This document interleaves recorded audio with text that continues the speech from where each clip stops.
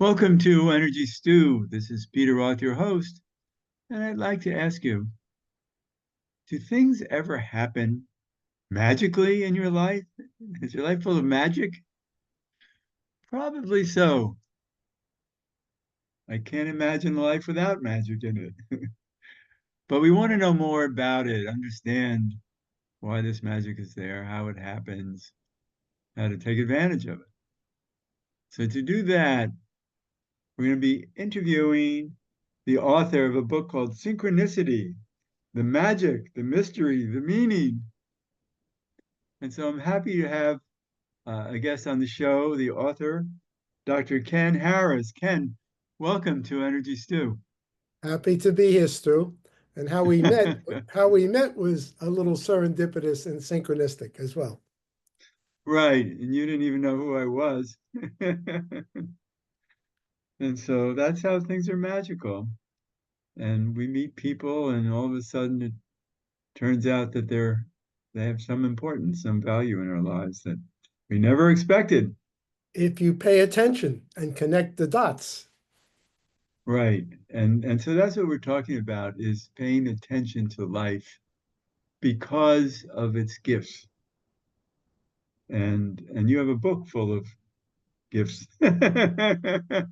Well, a book full of stories that demonstrate that. Right, exactly. And so it's fun reading about them. And I'm sure our audience would love to be here telling us about their stories and special magical moments that things happened. So this is about synchronicity. And before the show started, we also talked about serendipity. And let's look at that and understand those two words together or separate. How would you do that? Well, I think there's a distinction between serendipity and synchronicity. And the element of meaningfulness is the key. All serendipities can lead to synchronicities, but not, and every synchronicity has an element of serendipity, but they're not the same. I'll give you an example. Let me define synchronicity. It's when two acausal events come together. You don't initially know that they're connected, but when you connect the dots, you find meaning that there's a direct relationship of some meaningfulness. Now, serendipity is you go looking for one thing and you find another in the uncanniest of ways. For example, you lose your keys to your house, to your car, and you go looking from head and high, up, down, all around closets, and you find your glasses that you lost 6 months ago. There's no direct relationship between the glasses and the keys. So that would be a serendipitous discovery.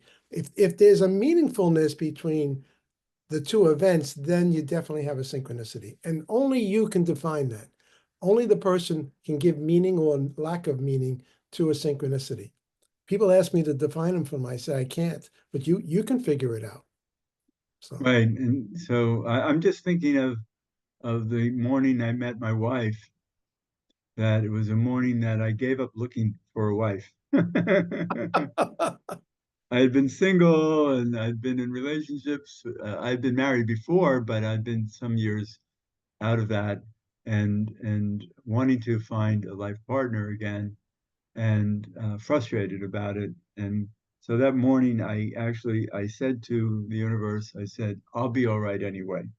I don't need to meet a life partner. I'm going to have a good life. I think I'll go for a run. So I walked down only a block from here to the Riverside Park.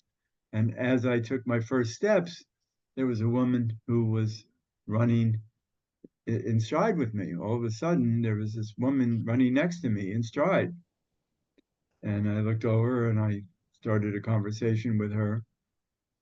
And we kept running together. And within a quarter mile, I knew I was running with my life partner. the key And here was you made an attempt to engage her. You could have ignored her if you wanted to, but something in you compelled you to say something to this woman who was running tandem with you. So you well, took a step, there you was, took an action step. but there was a feeling about magic meeting her that I just felt we needed to talk.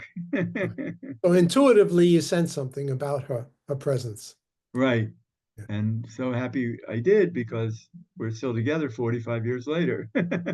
Yeah, I would say that was a divine appointment. It wasn't Yeah, conscious, it was subconscious. yes, but the synchronicity of it being in the same stride together. What if she was 5 seconds ahead or behind me? You were Or the in rhythm, you were in yeah, sync, you were exactly. literally in sync. Literally. And Energetically, you were side by side. and the magic of that is just amazing. So I love to live magically, and of course you have those magical moments too. That I think everybody does, Peter. I think people right, have, they're just not aware of them. but for you and I to be talking about it, I think is important to help people remember to become more aware. And Yes. because it could happen many days a week, even in its own subtle ways that just make life work. Yeah, I would suggest it's happening all the time, but people are not cognizant of it. That Right, synchronicity is how the universe was designed. There's no random or bumping accidents into each other. And I love your story. In the most uncanniest of ways, you meet your life partner when you made a decision. I'm good by myself now. And he right. said, okay, but we'll send you somebody. And maybe that's the way, the secret to more success in life is to keep the intention, but give up the effort. Yeah, you detached from it. You were fun, Right, you were good. You know, people they try to have babies and they can't they adopt and then they have the baby. The same kind of a thing. They give up. They say that's I'm done, and all of a sudden they get pregnant. yeah. After they adopted another child, Right, then right. all of a sudden By they have one. releasing and letting go of Yeah, expectation. right. That's fairly common, actually. Very common. Yeah. So tell us some of your magic. Well, I'm a friendly guy. And the number one thing you have to do if you want to have more synchronicities in your life is talk to strangers. Because in my consciousness, there are no strangers to me. Strangers are people I just have, they're my friends already. I just haven't met them till that space and time. And ask questions of people. People are very well. I walk the beach in Florida where I live 6 months of the year. And people are friendly. Good morning, hello. Two questions come up invariably when you meet someone new. First question is, where are you from? They'll ask you, or I'll ask them. And depending on their level of consciousness, I'll say to them if they're awake, like some people are, I say, I'm from the same place you're from. We all come from the same source. And if they get that glazed look over their eyes, I say, I'm from New Jersey. And then the second question I always ask people is, what are you doing here? Or they ask me. And then I pause and I say, I'm just visiting. And then I pause again and I say, aren't we all? Either they get it or they don't. If they Uh-huh. get it, we're all just visiting. Then we go down the rabbit hole. And invariably, we find there's a connection. There's a Right. connection. So many unexpected encounters where I met people who knew me, were reading, who already had read my book. I'm saying, and I tell them who I I am. They say, love I that. already read that book. I'm going, really? At least a dozen times that's happened to me. Wow, I love that. I have a couple of times. Once I was in the Dominican Republic in an area on the Samana Peninsula that most Americans don't go. So it was a place where they only speak Spanish or French or German. And and all of a sudden one day there was a guy on the beach speaking English. And I went up and I said, "Oh, where are you from?" He said, "New York." And I and it was like I didn't, I had no idea he'd be from New York. I'm from New York. I said, "So tell me," he said, "Well, the restaurant Henry's on Broadway and 107th Street. I'm Henry." I said, "How close is that? It's amazing." And then I said, "Well, I'm from 270 Riverside Drive." He said, "Oh, I grew up in that building." Yeah. I'm not surprised. Yeah. And then there was another time a long time ago in my previous marriage, and we were in a harbor in the original Yugoslavia, and walking along, and about maybe a quarter mile in front of us was this couple walking towards us. We had no idea it was a foreign country, and it was also where there were very, very few Americans. And she said, "You see that couple way in front of us? That woman? I bet she's wearing a dress that she bought on Broadway and 107th Street." And I said, "Well, that would be crazy." And so as they approached and started to pass us, she's looked at the woman. She said, "Where'd you get that dress?" She said, "Oh, on I forget the name of the store, but on Broadway and 107th Street." I love it. I love it. That's the magic and the mystery. Yeah, I was on an airplane once, and a guy sits down next to me, and I'm friendly. I say, "Where you going? Where you coming from? What do you do?" He says, "I own a car dealership." I says, "Hey, I'm going to tell you a story. You're not going to believe this. Here's the backstory quickly. My car, they picked my car up. I don't even have to go to the dealership because I'm out of the catchment area. They come back with the car. Unfortunately, they didn't completely finish the service. They forgot to change the side view mirror. So I called the accountant up and I said, "Hey guys, you know you forgot to fix my mirror." "Oh, Dr. Ken, I'm sorry. We're gonna FedEx the part to you. We didn't have it in stock. We'll FedEx it to you. Tomorrow we'll send the technician out to your house, no inconvenience to you, and he'll replace it on site." I said, "Great." A week later, I get a check from Toyota Corporation. Now, my car's a Lexus, but Toyota owns them. And the check says, "Dear Dr. Harris, sorry for your inconvenience." Encloses a $200 check to be spent anywhere you want. And I said, wow, I couldn't believe it. So I'm telling this guy the story. I said, "You know where I'm going to buy my next three cars, don't you?" "From that dealership." He says, "Yeah, because I own it." He was the dealer. He Wow. dealership. I couldn't believe it. Of all the people sitting down next to me, because I said to him, "You're not going to believe this story," but he said, "Well, I'll believe it because I'm the guy who sent you that check." That's yeah, these things are magical. So one time, speaking of cars, my son has left his car up in the country about an hour and a half up. And for some reason, I don't know why, he had to leave it there and came back to the city and needed to go pick it up. So I drove him up in my car to pick it up. And we got up there pretty late in the day. It was on Friday, or maybe it's Saturday. I guess it must have been a Saturday. And we go to start his car and it doesn't start. And all of a sudden I realize it's late. We don't know if we're going to find a place to start it for us because we're way up in the sticks. So we drive several miles to a nearby town, and I'm looking around, and there's one garage with just like one light on in the garage. And so I drive in, and it turns out the owner is about to close his garage, go home. He was just about to close the door and go home. He was the only place around. And I said, "Hey, we need help." He said, "Oh, I'm going home. Sorry." I said, "Well, we're stuck up here. We're stranded, and far from the city." And he agreed that he would come and help start the car, and did. And but the it was just amazing that it was a shot in the dark, and it really was dark. The garage was practically closed, and we were able to catch the guy as he was basically going out the door, and he could fix the car.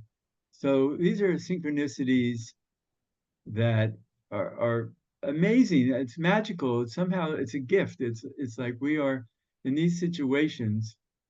We have no idea we're going to be uh, gifted with opportunities that really aren't normal. Well, they're out of the ordinary in many cases. They're unpredictable. A synchronicity is an event in your life when things fall into place, the right time, the Exactly. right place for the right reason. But apparently, in the beginning, you're not aware of the reason. You don't always, in retrospect, you can connect the dots. You Right. always are not aware of happening in real time. Now, I put out a user guide on my website that people get for free called A User's Guide to Categorizing and Understanding Synchronicities. And That's I've come to discover, wonderful. yeah, that's a freebie. If you go on my website and give me your email, you'll get this. And I discovered there are seven distinct types of synchronicities. Some are opportunity, some are message, some are deviation. So they're all not the same. And they're all given to us at different points in our cycle, depending on what we're putting out into the universe. Now, we are taking the subconscious and making it conscious through synchronicity. That's what synchronicity does, as Carl Jung says. We're in the matrix, we're all connected, and synchronicity is bringing that subconscious to conscious awareness. I'm going to tell you another quick story. So one day, my accountant calls me, the office is closed. He says, you got to send me all the papers real quick. We're going to file this, otherwise you're going to get penalized on your taxes. So I run downstairs, the office is closed. I'm standing by the copier, and a car pulls in my driveway. Now I look out the window, the blinds, and I say, it's my day off. Should I open the door or not? But a guy gets out, a patient of mine. He happens to be a policeman, and he's crippled. He's literally antalgic. He can't even straighten up. So the good soul in me says, hey, open the door, bring him in and help this guy. Even though it's your day off, and you got this time pressure. So I did that. And his name was Mike. Mike comes in, and I said, Mike, what happened? He says, well, Dr. Ken, I was on a motor vehicle accident last night, and I was inside the car trying to save two brothers. Were trapped in this car, and I was giving CPR to one of them, and as I was doing it, he expired in my lap. And when I went to stand up and get out, I couldn't straighten up. The emotion of it and the whole intensity of it. And I said, well, what made you come here? He says, I heard a voice that said, go visit Ken. He can help you. So I put him on a table. I do an energetic balancing first, then I adjust him. He gets back up and he gets tremendous relief, but he cries. There's such a release. We go back into the waiting room. Another car pulls in. Again, I put a blind. This lady, Doris, gets out of her car and she can't straighten her neck up. Her neck is on her shoulder. She's got torticollis or wry neck like this. Now, they're both former patients of mine. They had never met in my office. Mike, I open the door. Doris walks in. Mike walks out. They just greet each other briefly. I don't introduce them. And I said, Doris, what's going on? She says, oh, Dr. Ken, my best friend. Her sons were in a car accident last night, and Oh one my of them gosh. died in the back of the car. Oh, I said, Doris, you don't know this, but the man who just left was the man who tried to save your friend's son. wow. I know I had to sit down when that happened. Later on, I called him back a couple of weeks later. I said, you guys got to meet because all three of us are involved in the same event. And they both were told to come see me. They were both had intuitive voices tell them, Yeah. even though it was my day off. That's so magical. It's Well, amazing. I felt purposeful. I felt like the universe used me to provide healing for them. You know what I'm saying? Like I wasn't supposed to be down there. It was a last minute deal. I'm glad I listened to the voice of my soul, which says, how can you help? Help these people rather than pretend I wasn't there because the Right. accountant's yelling at me, get those tax papers in. See, I Well, made a choice, a conscious choice. and I think it's important for all of us in the audience to listen because there's so many times where we're spoken to Yeah. and we might not appreciate the value of that. We might just think it's just some apparent thought, but we have to pay attention. Yes, I And absolutely. You know what I say? I like the words ego and gut. Now, I'm not religious, so please bear with ego is in God.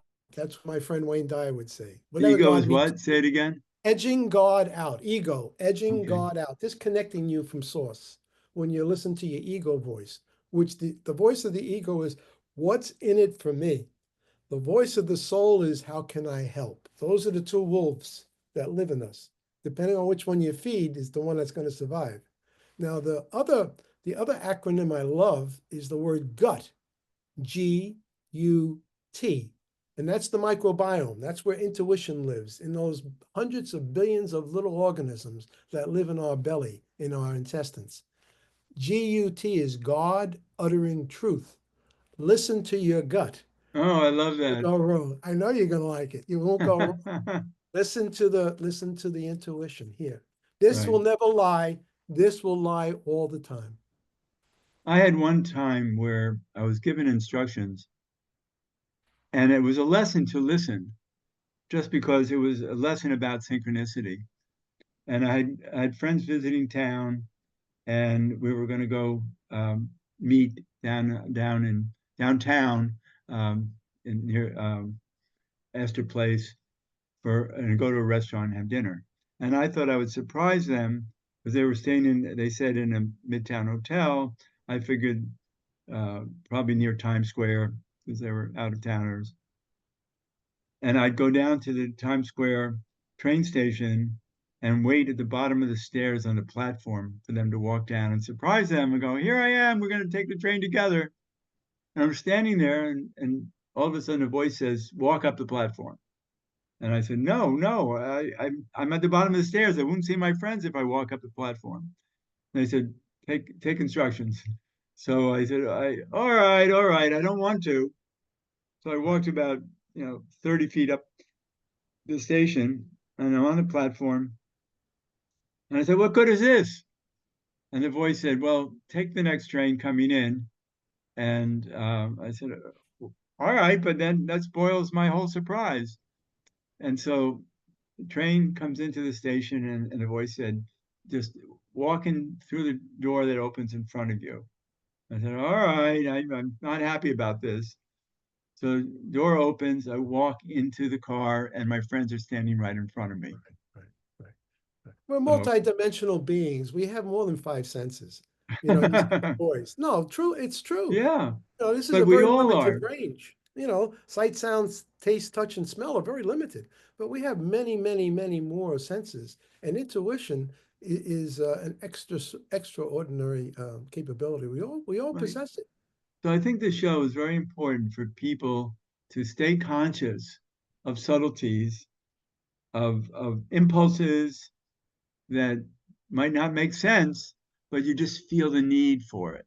That's the key. You feel the need. It's emotional. You understand? It's not intellectual. The gut never lies.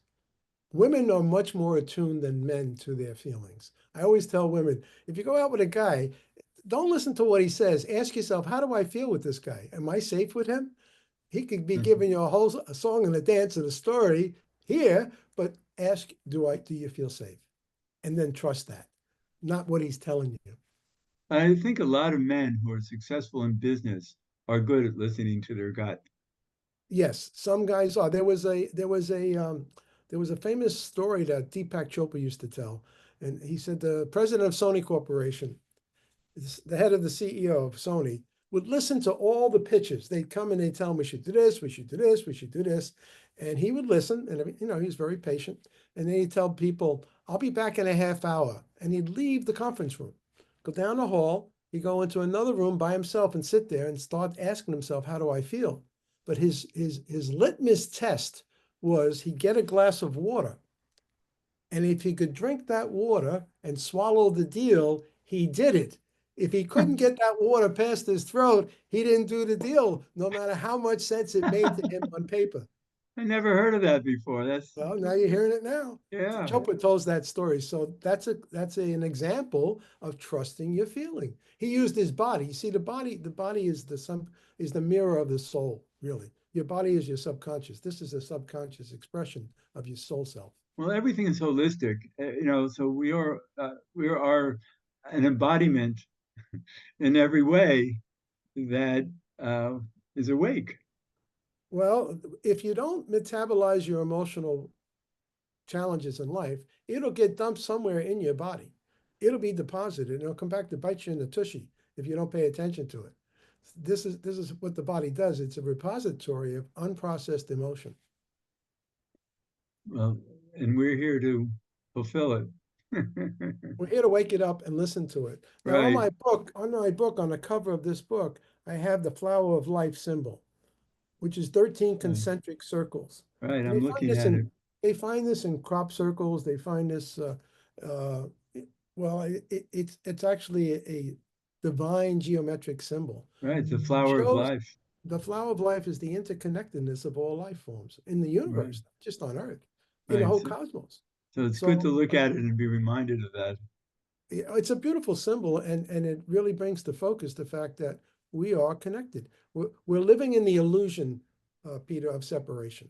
Separation is an illusion of the ego mind. You're there, I'm here. No, no. At the deepest level, at the highest level, we are one spirit. We are a differentiation of the one spirit. They call us souls. There are many souls, but we all come from whatever that one is. From the Big Bang, we were all there. I don't believe there was a Big Bang, but if there was, we were all there at the same time. Right, I agree with you about that. And Yeah. but what I like is just I like the word living magically, and to believe that we are all magical beings, And because magic is just a word of surprise Yes. and happening, and to be in that surprise happening each moment. And Absolutely. When they happen, there's an unhive. I get stoned when they happen. Sometimes we start high-fiving each other, people. Some of them are more comical than others, and some of them are profound. Some of them can be life-changing and put you on a whole new path of your life, meeting the right person at the right time at the right place. I'm wishing that our audience listening to this would love would love to tell us all their stories, and they would have amazing stories to tell us.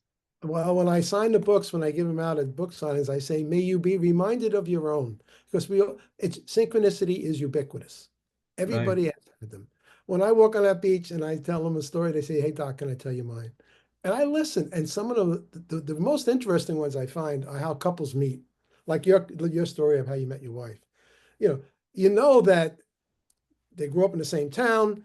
They went to different high schools. They went to different colleges. They married. One resulted in divorce. The other resulted in the death of the marriage. And then they meet again later in life and fall in love again. I mean, Right. you hear these stories. So people say, "Hey, Dr. Ken, what's the likelihood of all that happening?" I say 0 to none, or 0 to slim, and slim left town because I too many things had to line love that. up. Too many. That's, That's not original. One of my clients told me that. She said, "Yeah, and Slim left town. I love That's the that. lady who cured herself of terminal cancer, and how it happened was all just beyond belief. It was mystical and magical. How she Right. found the right time, right place, right doctors, right treatment." Yeah. So we're getting near the end of the show. How can people get to your website? What's the name? Very simple. If they Google me, I'll pop up everywhere. But go on my website if you want to learn more about my work in the world. I'm an energetic healer as well. I do nutritional consultations. I have archived newsletters. I've been podcasted literally all over the world. My website is very simple. DOCTOR, the full word doctor, because someone used my name already. Dr. Ken Harris, KenHarris.com. I got lots of information there for you to explore, and I'm happy to. And if you write to me, I'll write back to you. I always answer the emails I get. And I get letters from all over the world now since this book has been out almost five, four and a I half love years. that. Good, People send me their congratulations stories all the about that. time. It's And if you got a wonderful. great story, a wild one, send it in. I love it. So, Dr. Ken Harris, thanks so much for being a guest on Energy Stew. It's been such a pleasure talking with you. Likewise, we had a little fun, both of us, in sharing our stories, and that's what life's all about. If it ain't fun, I ain't doing it at this age. If it ain't gonna be fun to me, I'm not gonna do it anymore. That's I'm gonna great. waste time. So thank you, and this is so much fun. And this is Peter Roth, your host of Energy Stew at prn.live. I can be reached at peter at heartriver, HEART river.org. I'd love to hear from you, and thanks so much for listening.